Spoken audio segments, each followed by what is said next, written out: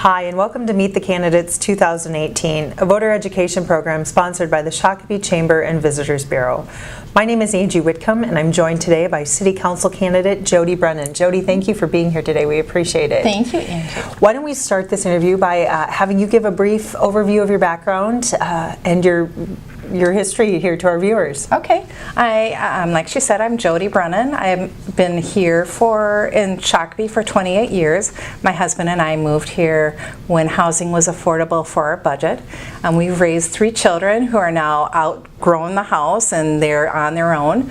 I am currently on the Planning Commission and the Parks and Trails Open Spaces Task Force. And I've been very involved in the city for a number of years. So that's why I feel that I'm a good time in my life to move on to the City Council. Great. Well, Jody, the first question I have for you is, there is a perception that investors are pulling out of projects in our community, citing an instability and an unpredictability amongst our city politics. How do we restore that predictability and stability so that investors feel confident investing their money in building projects here? Okay. I think it's very important for the city council members to understand the long-term goals that have been established, and also to establish good short-term goals, and then work with inside those goals to establish a good course of direction. I think it's good to communicate the goals to the staff and then realize that they are qualified and able to come back with a good proposal and a well thought out proposal. And then it's our job as council members to take a look at it to make sure that it is conforming to the comprehensive plan and conforming to what we feel is acceptable for costs. I think that clear communication is very key. There's no adversarial need to be adversarial. I think it's having an understanding and clear communication that's very important. Great, thank you. Can you define for our viewers tax increment financing? Seems to be the buzzword these days. It is. It's very much the buzzword. Tax incremental financing is a tool for economic development. It's a very well-regulated tool by the state of Minnesota. We have clear policy on what we will include in tax increment financing.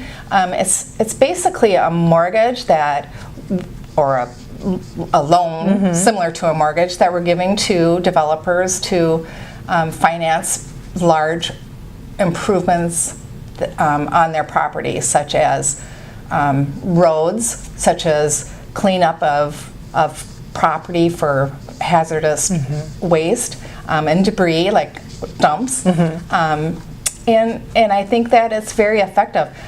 Fortunately for the taxpayers, there's no real cost to the taxpayers. It's all a burden that's put on the developer. Okay.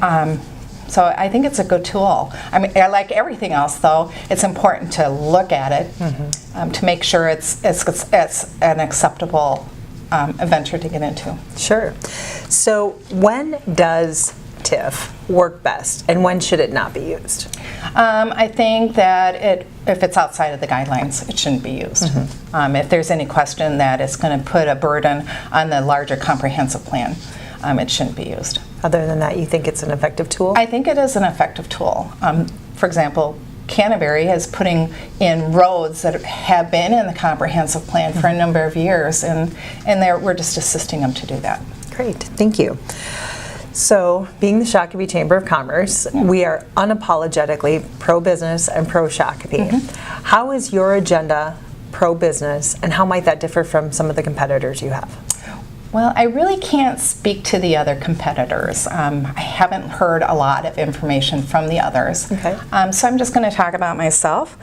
I think that we have a chance to, like I said before, stick to the comprehensive plan.